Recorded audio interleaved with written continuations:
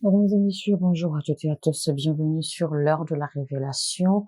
Eh bien, aujourd'hui, nous allons évoluer dans la troisième partie de notre message, la vie après le déluge. La vie après le déluge, eh bien, c'est avec l'apôtre Johnson Suleiman. Alors, je souligne rapidement que les versets qui nous ont soutenus durant notre parcours, durant notre voyage dans ce message, eh bien, c'est premièrement Genèse chapitre 9, verset 28 et Genèse chapitre 10, verset 1.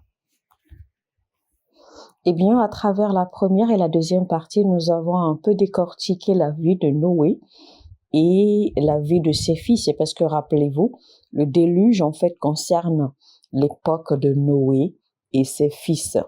L'époque à laquelle Dieu a décidé de détruire le monde et ensuite il a choisi Noé et ses fils pour repeupler la terre après le déluge. Alors, on a essayé de décortiquer leur vie pour voir en fait les tenants et les aboutissants. Pourquoi Dieu a-t-il choisi Noé et ses fils? Pourquoi Dieu a-t-il choisi de détruire la terre? Et donc, quelles sont les leçons d'accord qu'il faut retenir de ces événements, de la décision de Dieu, du choix de Dieu? Et nous avons également compris, d'accord, selon notre étude, que en fait, il restait 9 personnes avec qui Dieu a repeuplé la terre.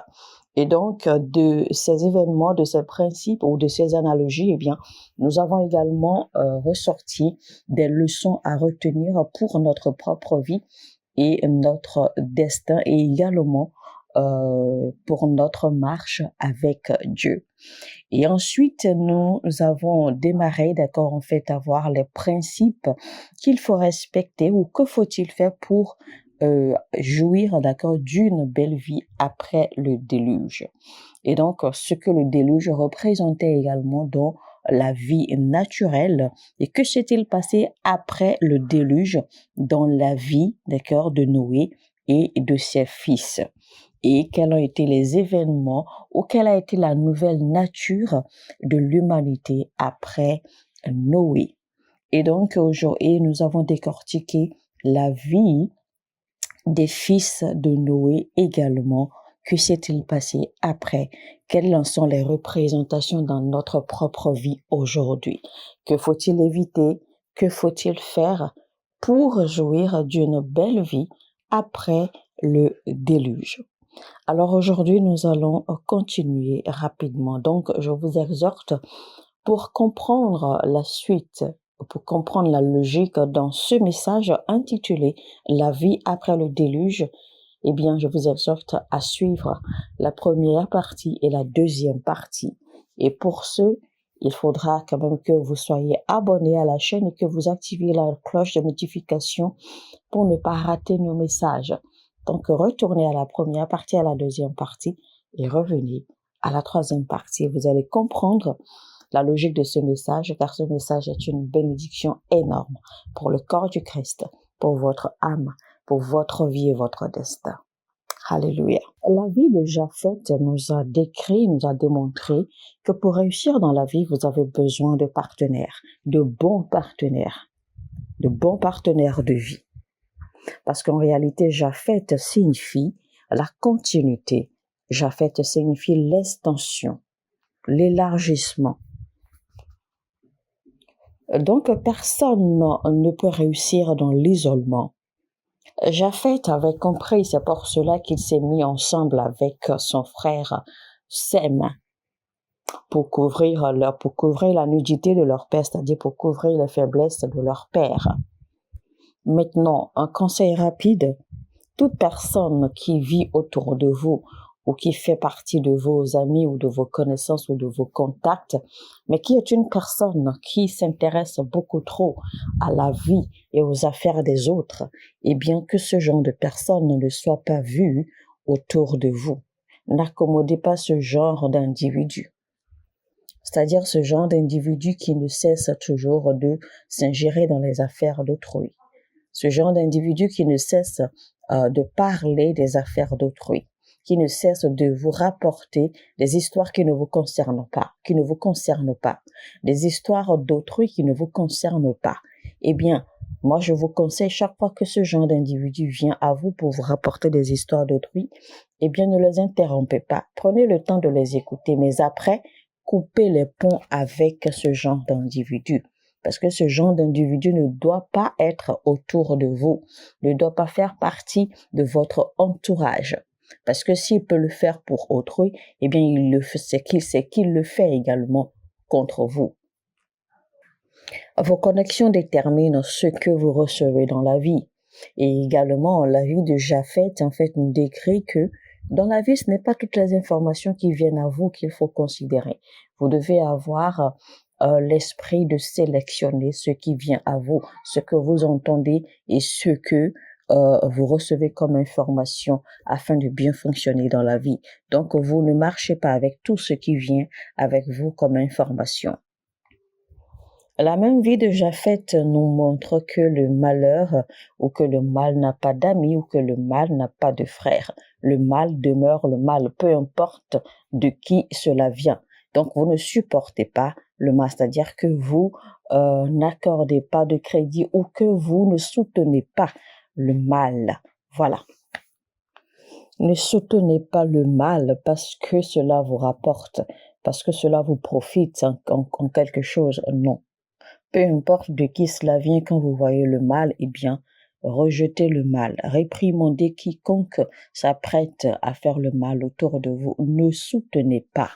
Et donc, dans la vie, quand vous devez faire des choix de partenaires, assurez-vous que vous choisissez des partenaires qui connaissent Dieu, c'est-à-dire des partenaires qui ont la crainte de Dieu.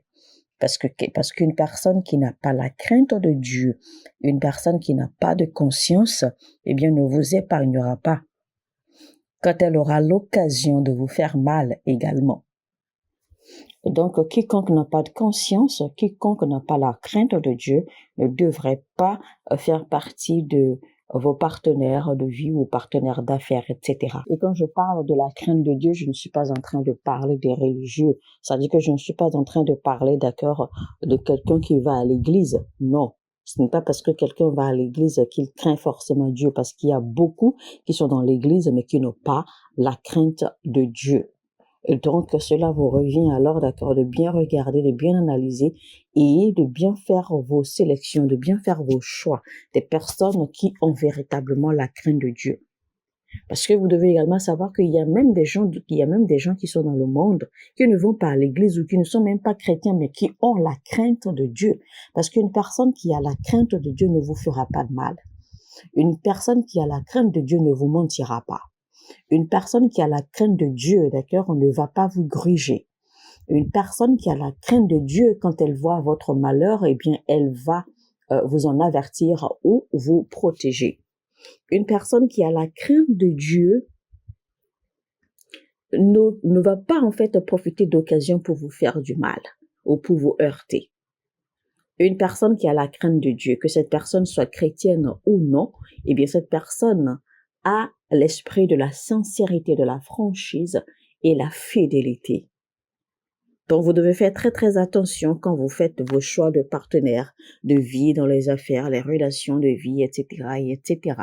Parce qu'il y a bel et bien des gens qui vont à l'église tous les jours, mais qui n'ont pas la crainte de Dieu. Alors donc, mesdames et messieurs, ce dont nous avons besoin véritablement après le déluge, eh bien, c'est de demander constamment que Dieu nous donne la grâce de bien finir.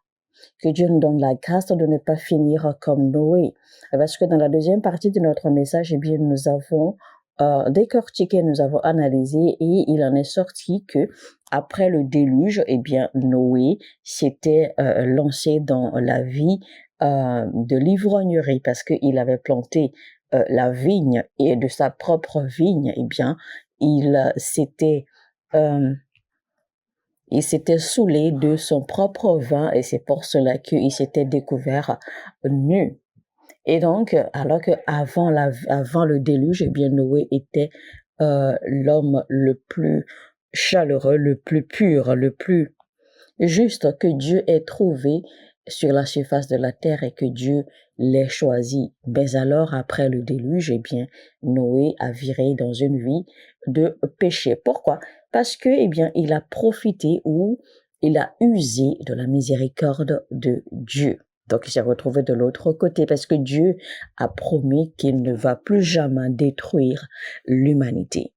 Alors, pour ne pas finir comme Noé, eh bien, et pour ne pas finir également dans la malédiction comme Cham, eh bien, nous allons demander que le Seigneur nous accorde la grâce de faire ce qu'il faut pour bien finir.